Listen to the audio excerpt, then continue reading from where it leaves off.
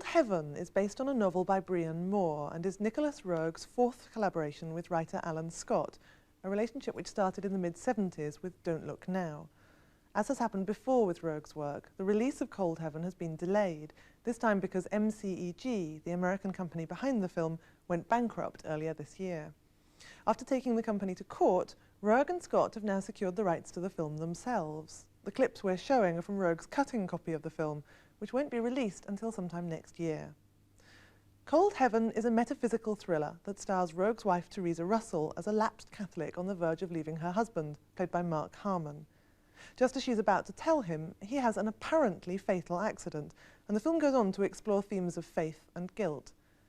We asked the normally reticent Nicholas Roeg and Alan Scott, who also produced the film, to tell us about it.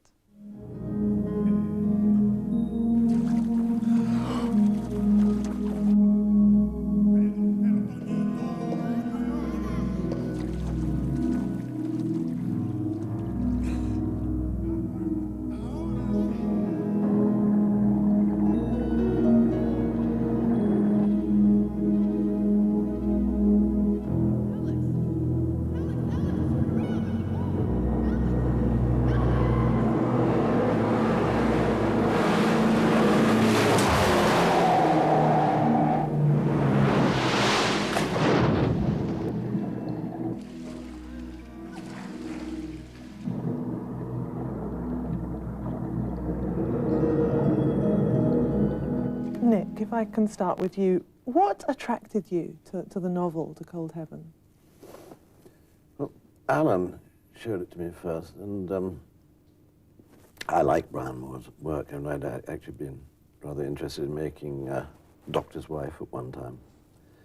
And then, right at the root of it, it has an idea, the idea of a woman just at that point of crisis and a second chance, being able to have a second chance in life. I think that's probably the very base premise that I liked about the book. It's a thriller, but it's a thriller that involves all the big sort of capital letter themes, guilt and belief and commitment and all those things. I have this theory anyway that you can only deal with sort of interesting themes in movies where you're spending a lot of money if you basically suborn them into a genre picture. And Cold Heaven's a thriller. If somebody asks me, that's what it is. Because I don't think you could deal with those themes outside of a thriller context or a policier or something, anyway, a genre picture.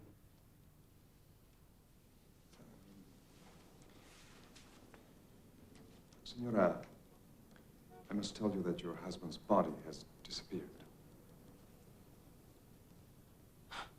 What? The autopsy had been scheduled for 8 o'clock this morning, and at 6 minutes before 8, the pathologist on duty found the plastic wrap from your husband's body on the floor of the morgue, and the corpse missing. A full search of the hospital and all facilities has been carried out.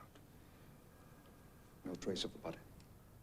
It just doesn't make any sense. No.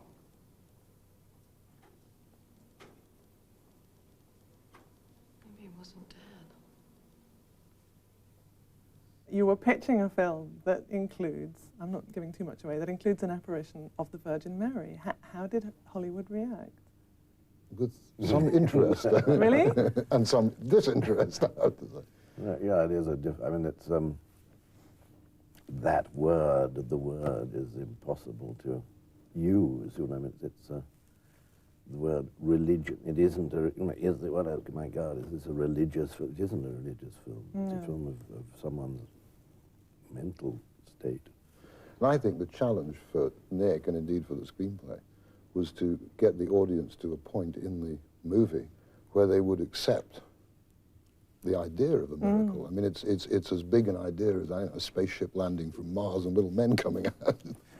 I dreamed a dream. That happens here. That happens to you.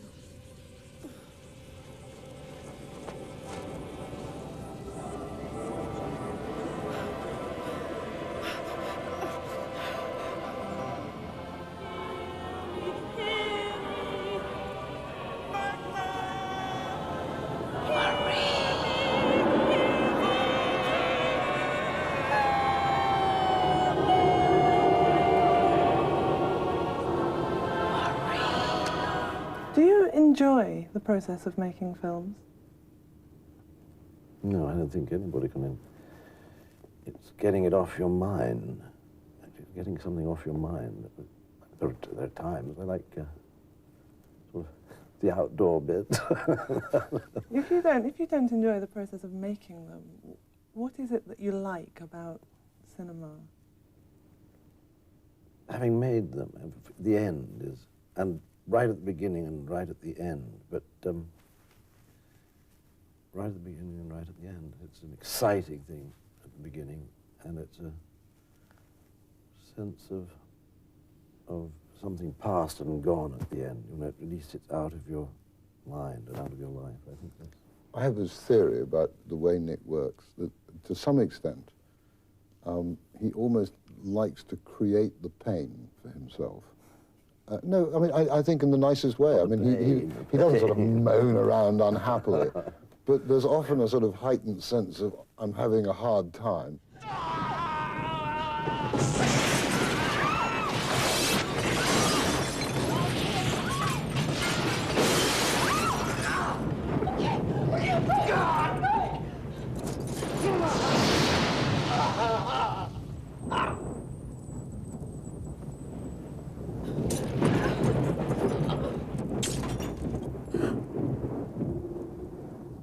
There are ways in which it charts some of the same territory as Don't Look Now, of looking at some of those themes, and again at looking at the, you know, is the thriller aspect of it really happening, or is it actually all constructed by one of the characters in their emotional turmoil? That they're similar? There's a parallel. In some way, maybe. I guess inevitably you keep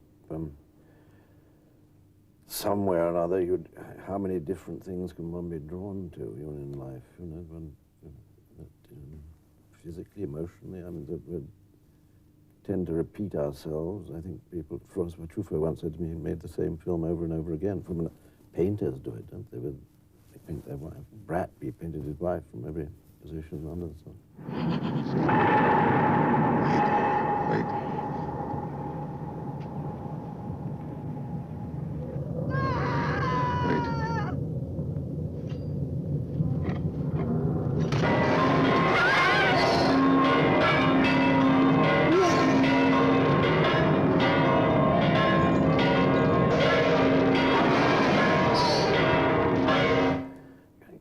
Tend to think that everything's a bit extra normal. You know, I mean, every kind of drama is. I'm not sure that there are great flights of fantasy and suspension of belief in most.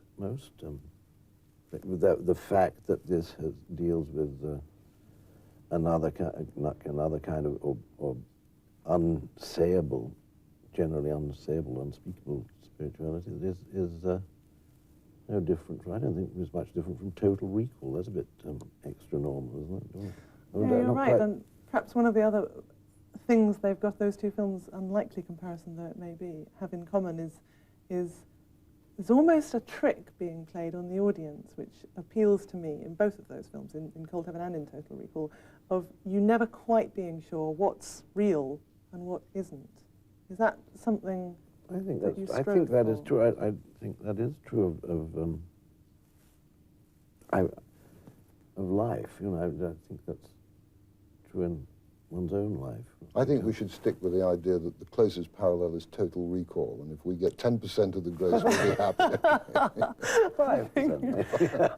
All right, well, Alan Scott, Nicholas Roeg, thanks very much indeed for coming in. And we'll find out just how well Cold Heaven compares to Total Recall sometime next year.